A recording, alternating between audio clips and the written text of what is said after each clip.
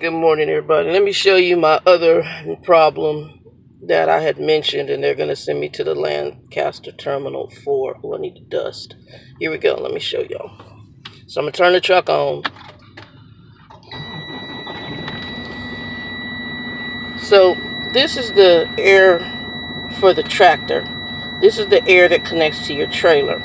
When I'm disconnected right now. This should not be at 0, but it says it started at 0, and it's starting to have to build up. I believe that when they went to fix my relay, because he tracked it from this is called your trolley brake right here, your trailer brake. When he went to track it from there, I think he did something, because this wasn't happening until they went to repair the trailer issue I had, like last week or the week before last.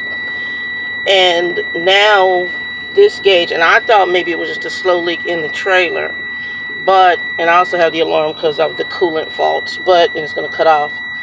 But the crazy as hell. But the issue, see, it's building up. There's no trailer attached right now, so this shouldn't even really be happening. It should just start out normal.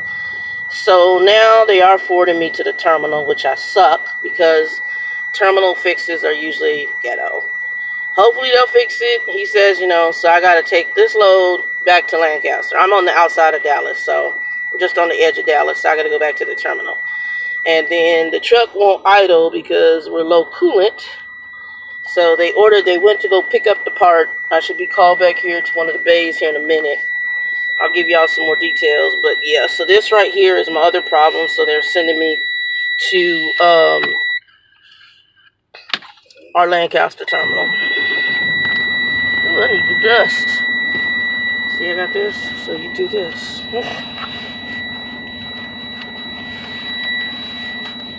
I'll do a good wipe down with some glass cleaner later, but I'll do that for now. Yeah. So I have to keep turning the truck on so I get faults, and the faults have to do with the coolant. Let's see.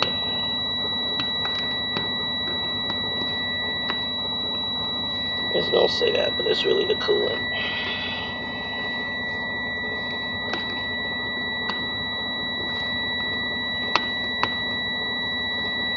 Yeah.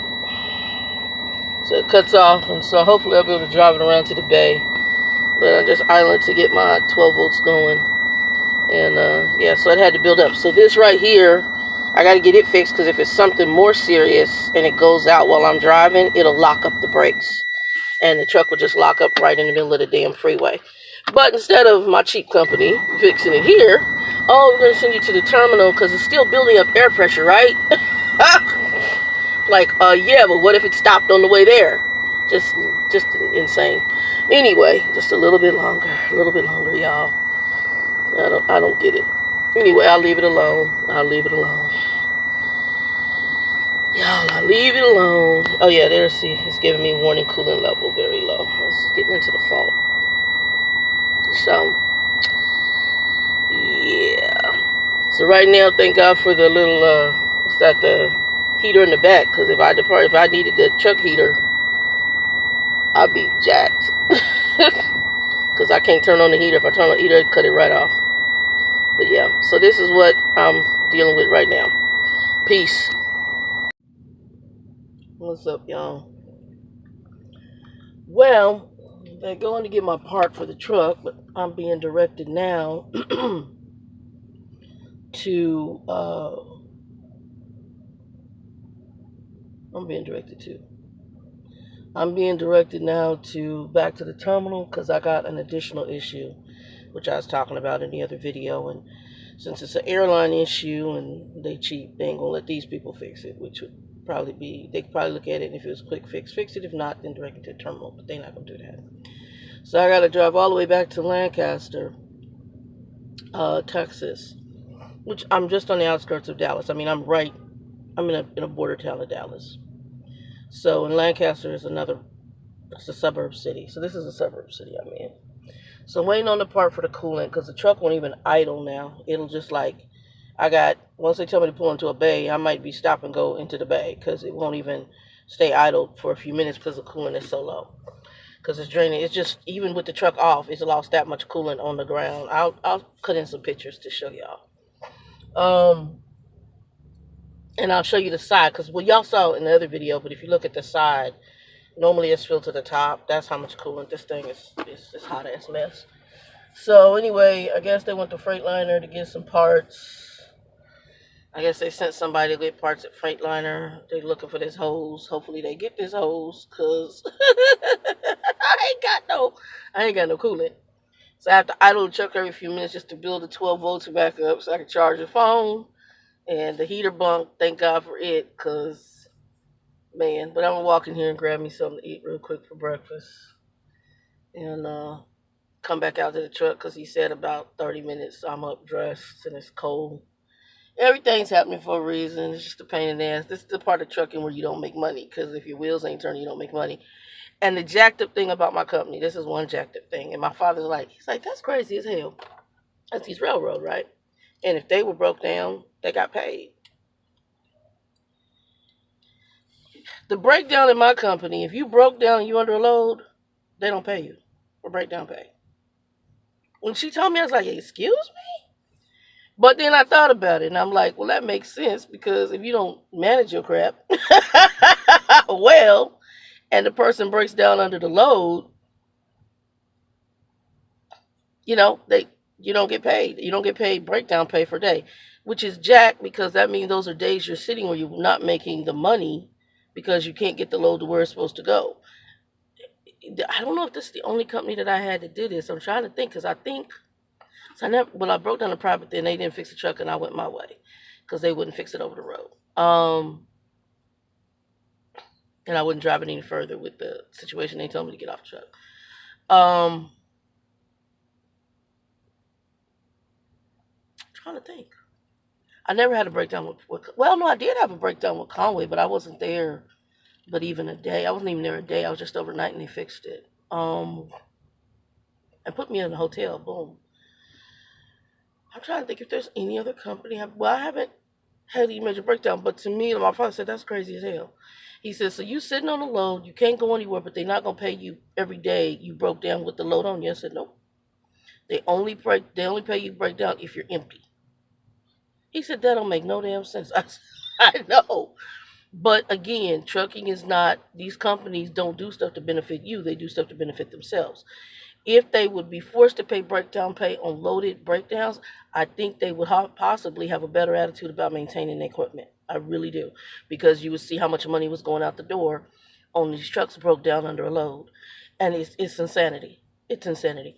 But anyway, they tried to T-call the load off. I don't know what happened. They canceled that T-call yesterday. I had to call this morning because what I'm going to show you is this gauge. So I had the repair done for the trailer, was a week ago, and they found it was that air relay valve. Well, he traced it from the front, and he kept doing something up here in front. I don't know if whatever he did caused the problem that I'm having in the tractor right now. So what happens, you have the two gauges, one for the tractor, one for the trailer. That is your air gauges to show you air pressure, especially when you're hooked to your trailer. The second gauge, even when I'm disconnected from the trailer, is now starting off in the 0 status.